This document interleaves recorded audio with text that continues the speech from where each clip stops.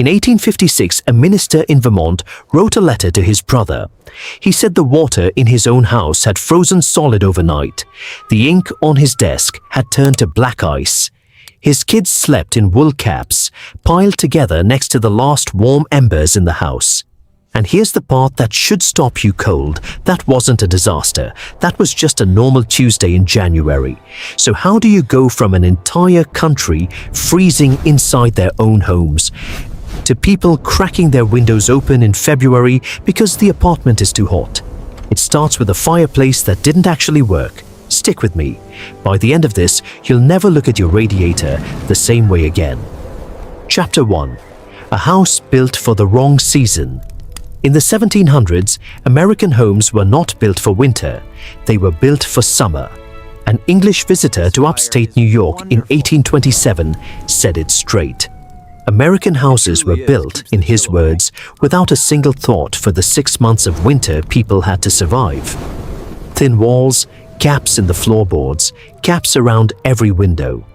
Insulation in any modern sense did not exist. What people had was a fireplace, sometimes one per house, and that fireplace was working against them. Chapter 2. The fire that betrayed you. Here's something almost nobody knows. A fireplace only runs at about 10 to 20% efficiency. That means for every 10 logs you burn, 8 or 9 of them go straight up the chimney and out into the sky. But it gets worse. As that hot air rushes up the chimney, it creates a vacuum, and that vacuum pulls cold air into the house through every crack in the walls. So the fire meant to warm, your family was also actively dragging freezing air in behind your back. Sit 3 feet from the hearth and you were fine. Walk across the room and it was almost freezing. Families dealt with this the only way they could. They shut down most of the house. Chapter 3. The one room that stayed alive. The dining room got closed. The bedrooms went cold.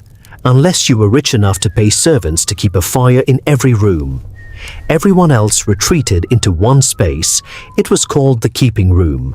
One room next to the main hearth, where cooking, working, eating, and sleeping all happened almost on top of each other. This wasn't cozy. This was survival.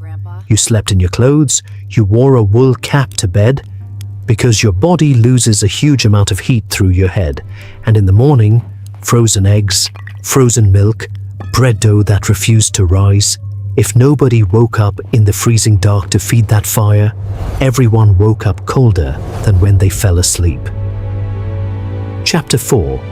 America's first energy crisis. The answer seemed obvious: burn more wood, and Americans did. A typical family in the late 1700s burned through 18 to 20 cords of wood a year. One cord is a stack 4 feet high, 4 feet wide, and 8 feet long. 20 of those every single winter. Cutting, dragging, splitting, and stacking that wood was nearly a full-time job. In the coldest months, it could eat entire days. And here's the part nobody saw coming. The forests were not endless. By the 1680s, some settled areas were already running short on fuel. By the mid-1700s, cities like Philadelphia and Boston were in real trouble. The forests near those cities had been pushed back so far that hauling wood in became too expensive for poor families to afford. America's first energy crisis wasn't oil, it was wood. And it split the country the exact same way energy crises always do. The wealthy stockpiled wood before the first frost. The poor burned scraps, furniture, whatever would catch. A doctor in Philadelphia wrote that the poor froze simply because they could not buy wood. Nobody called that a systemic failure back then, they just called it winter. Chapter 5. The genius machine that failed. One man decided this was a problem worth solving. Benjamin Franklin. He lived through the wood shortage himself, in a city where open hearths were also burning houses down with grim regularity. So in 1742, he designed something new. A cast iron box that sat inside your fireplace and radiated heat into the room instead of losing it up the chimney. Franklin estimated his design could produce the same heat as a fireplace using about a quarter of the wood. For a country running out of trees, that was enormous. And then Franklin did something almost nobody in his position would do. He refused to patent it. He believed a useful invention should belong to everyone, which was generous. It was also lucky, because his first design was actually broken. The airflow inside it never worked right. Smoke filled the room instead of going up the chimney. It sold badly. It took almost 40 years for someone else to fix the design with a better flue. By then, America's fuel supply had already started shifting to something else entirely. Chapter 6. Coal's Bloody Bargain. Coal burned hotter, it lasted longer, and it didn't require chopping down an entire forest. By the early 1800s, cast-iron coal stoves were showing up across the Northeast. And for the first time, a stove could sit in the middle of a room and actually heat the whole space. Families could finally spread out in winter. A second room became usable. Kids could sleep apart from their parents without risking frostbite. That sounds like pure progress. It came at a price, and that price was paid underground. Cave-ins crushed men underground. Explosions tore through shafts without warning. The miners who survived often developed lung disease that slowly suffocated them over years. The cost of keeping America warm didn't disappear. It just moved from the farmhouse to the mine, and above ground, burning all that coal coated entire cities in soot. Buildings in Philadelphia and Pittsburgh turned black within years, but stoves and coal only solved part of the problem. For most people, surviving winter still came down to your own body, and that led to one of the strangest customs in American history. Chapter 7. The bed with a wall down the middle.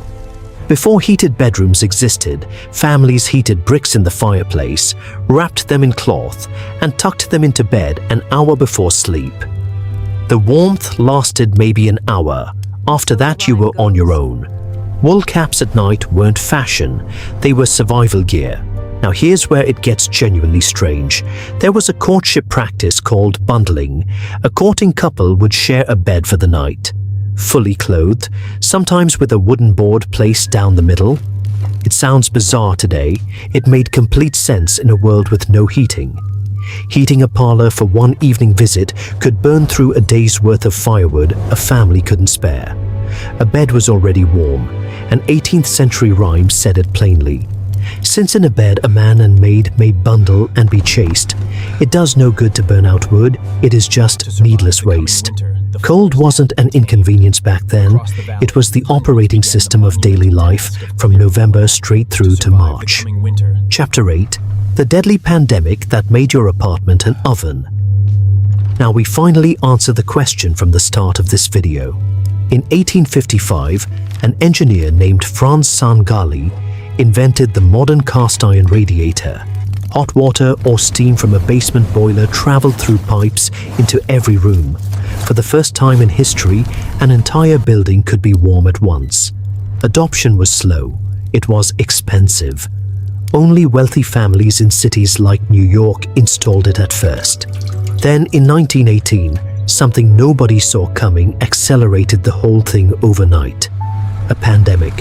The flu that year killed an estimated 50 million people worldwide. There was no vaccine, no treatment. The only advice doctors had that seemed to help was simple. Open your windows, get the stale air out. But opening your windows in a New York January could kill you a different way. So engineers built a solution that sounds almost insane today. They deliberately oversized radiator systems. The new standard was simple. A building had to stay warm on the coldest day of the year, with every single window wide open.